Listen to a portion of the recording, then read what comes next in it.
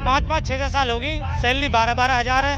अगर कुछ बढ़ाने की बोले तो एक बंदे को टारगेट के उसे बाहर कर दिया जाता है। मांगे पूरी करो, 12,000 में कुछ नहीं होता, घर वर नहीं चलता, 4,000 का सिलेंडर मिलता है, 4,000 का कमरा है।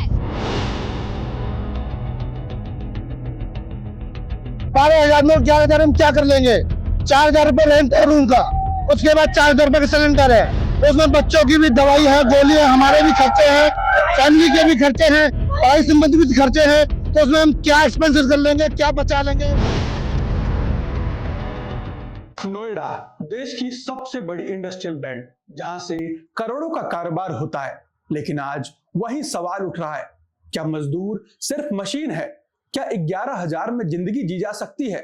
और अगर नहीं, तो फिर यह सिस्टम किसके लिए है?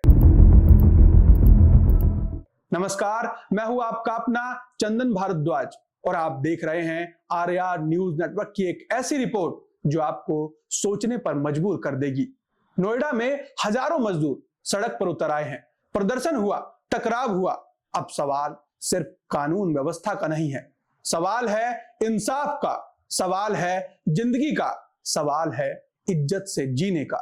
जरा सोचिए, एक मजदूर सुबह 8 बजे निकलता है, रात को 8 बजे लौटता है, 12 घंटे काम करता है और महीने के आखिरी में उसे मिलते हैं मात्र 11 या 12,000 रुपए। अब मैं आपसे पूछना चाहता हूं, किराया कितना हो सकता है? 4 से 5,000, खाना करीब करीब 3,000, गैस महंगी है, दवा महंगी है, बच्चों की पढ़ाई मुश्किल है। तो सवाल यह है कि क्या वो जी रहा है या बस जिंदा है? अब सबसे बड़ा सवाल, जब हरियाणा में मजदूरी बढ़ सकती है तो उत्तर प्रदेश में क्यों नहीं? क्या नोएडा के मजदूर इंसान नहीं है? क्या उनकी जरूरतें कम है या फिर उनकी आवाज कम सुनी जाती है? ये सिर्फ आंकड़ों का खेल नहीं, ये सीधा सीधा भेदभाव का मामला है। मजदूर कह रहे हैं 12 घंटे काम, ओवर टाइम का सही पैसा नहीं, टारगेट का दबाव और ऊपर से धमकी, नहीं पसंद तो नौकरी छोड़ दो। अब मैं आपसे पूछता हूं, अगर वो नौकरी छोड़ देगा तो जाएगा कहां?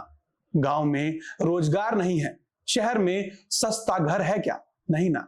तो मजदूर के पास कोई विकल्प बचता है? अब बात सिस्टम की, कागज पर नियम है 8 घंटे काम, डबल ओवर टाइम, न्यूनतम वेतन, लेकिन जमीन पर क्या हो रहा है? नियम टूट रहे हैं, निगरानी नहीं है, कार्रवाई नहीं है। तो सवाल उठता है, क्या यह सिस्टम सिर्फ कागज पर चलता है? देश में विकास की बात होती है, जीडीपी की बात होती है, निवेश की बात होती है, लेकिन क्या मजदूर की जिंदगी बेहतर हो रही है या सिर्फ आंकड़े बेहतर हो रहे हैं? जो आदमी फैक्ट्री चलाता है वही सबसे कमजोर क्यों? 11,000 12,000 का जो सैलरी आती है, जो मार्केट में हम लोग सामान खरीदने जाते हैं, क्या अलग अलग रेट होता है?